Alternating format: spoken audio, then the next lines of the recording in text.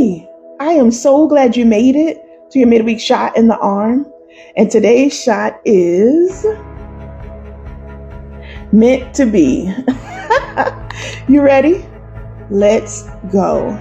Today's shot is directly related to our upcoming women's ministry event titled Meant to Be Flourishing, a brunch for transformation.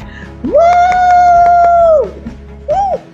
If you can't already tell, I am so excited about our time together. I know that it is going to be impactful. I have both a trauma educator and a trauma therapist, along with yours truly, who will be there. And we're going to discuss going from trauma to transformation to flourishing. All right. There'll also be a time of Q&A, and everyone will leave with resources that will help them continue on this journey of life. All right.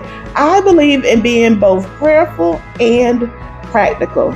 So although this event is already sold out, I strongly encourage you, the next time Meant to Be Women's Ministry is doing something, sign up, become a part, because listen, when we get together, our time together is God-centered, all right? But there is laughter, there is food, and there is community reminding you that you are not alone. So let's dive in, all right? Meant to Be, simply put, means predetermined to happen, all right? And if you've been with me any length of time, you already know we are headed straight to our instruction manual. And today's instructions come out of the book of John, chapter 15, verse 16, English Standard Version, and it reads, "You did not choose me, but I chose you and appointed you, that you should go and bear fruit, and that your fruit should abide, so that whatever you ask the Father in my name, he may give it to you." Amen. My God. Now, per usual, I encourage you to read your instruction manual so that you can have context for the content, all right? This verse resonates deeply with our women's ministry, Meant to Be, because it is a powerful reminder that we are chosen by God for a purpose, and each one of us have purpose attached to our identity. We are meant to be, all right?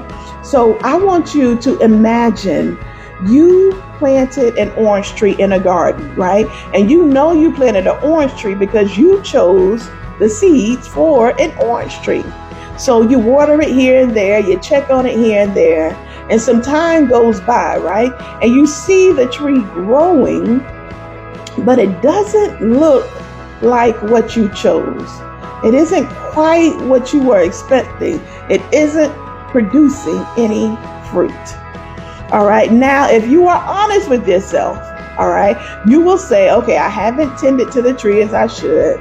I didn't make sure the soil was right. I didn't have a routine for watering it, and I didn't protect it in the winter months, right? So with that accountability, once you acknowledge that, with that accountability, what do you do? What do you do with that tree that you chose to plant? You come closer.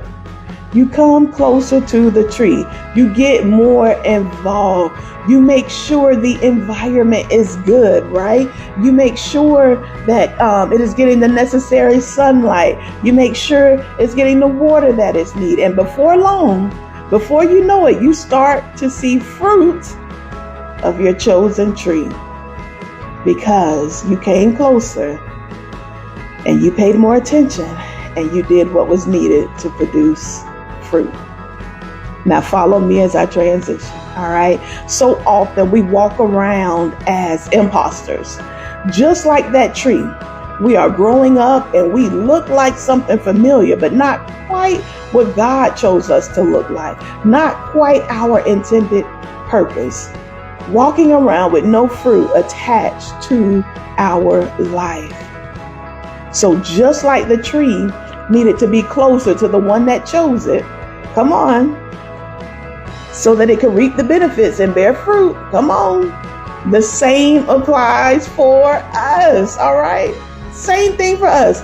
We need to have a closer relationship with Jesus, the true vine, so that we can experience fruitfulness in our life. All right? Hear me clearly.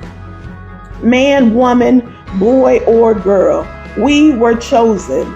We were appointed. We are meant to be. We are meant to bear fruit. We are meant to bear joy.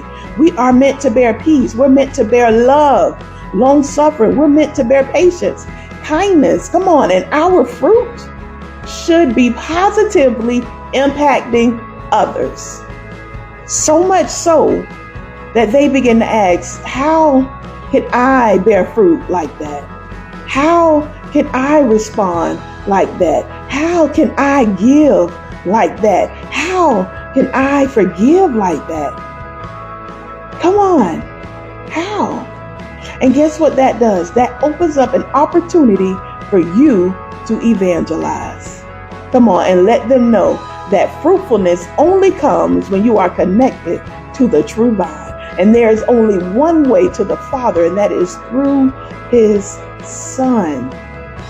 Come on, and when we do that, when we are saved, and we begin to nourish that relationship, it allows us to bear fruit. Come on. Come on, hear me clearly. There is only one way to the Father, and that is through His Son. And when we nourish that relationship, we become so attached to the vine that we begin to bear the fruit of the vine.